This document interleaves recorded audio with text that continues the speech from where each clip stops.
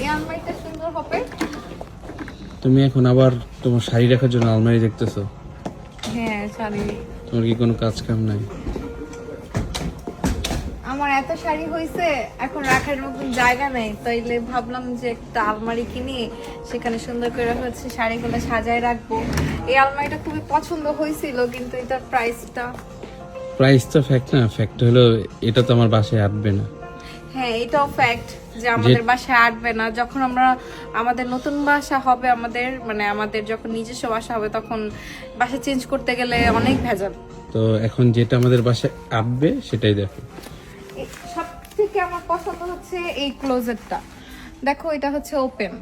আমারে ওপেন আমাদের যখন বাসা হবে না, তখন হচ্ছে এরকম একটা ওপেন ক্লোজেট আমাদের থাকবে।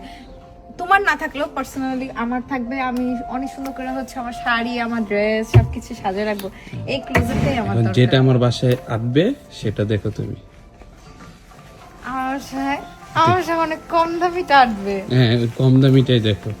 দামি আর কম দামি তুমি হলো শাড়ি রাখবা, তো দামি আর কম দামি দিয়ে কি করবা? এটা দেখছি একটা, এটা ছোটর মধ্যে কিউটের মধ্যে আছে, তো এটা মনে হচ্ছে যে আমাদের বাসায় ভালো হবে, কারণ এটার মধ্যে শাড়ি রাখতে পারবো, নিচে হচ্ছে ব্লাউজ পেটিকোট। মানে এই আলমারিতে শুধু আমি শাড়ি রাখবো। চিন্তা করতেছি তোমার শাড়ির পিয়ার গুলো বন্ধ করে দিবে এখন থেকে। কেন? এই যে রাখার জায়গাই নেই, কয়দিন পর পর আবার কি বাহানা করবে আল্লাহ জানে। থাক, এখন এটা কিনা দাও, আর কিছু চাই না তোমার কাছে।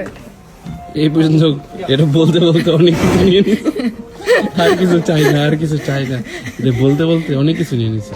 এরপরে আমার টার্গেট হচ্ছে, আমার টার্গেটটা একটু দেখাই। না তোমার টার্গেট এদিকে দেখাইতে বলি নি তো। এরপরে আমার টার্গেট হচ্ছে এই ভিনটেজ ড্রেসিং টেবিলটা। কি সুন্দর না? তো নিয়ে লাভ নাই, তো তোমার ড্রেসিং টেবিল আছে সুন্দর। ওইটা বেশি সুন্দর নাকি এটা? তোমারটা বেশি সুন্দর। আল্লাহ, এর মধ্যে তো আমার মেকআপ 1% তো আটবে না। হ্যাঁ, তো পরে যা দেখবো যে টেবিলের উপরে সবকিছু ছড়াছিড়ে রেখে দিচ্ছে। তাই না? হ্যাঁ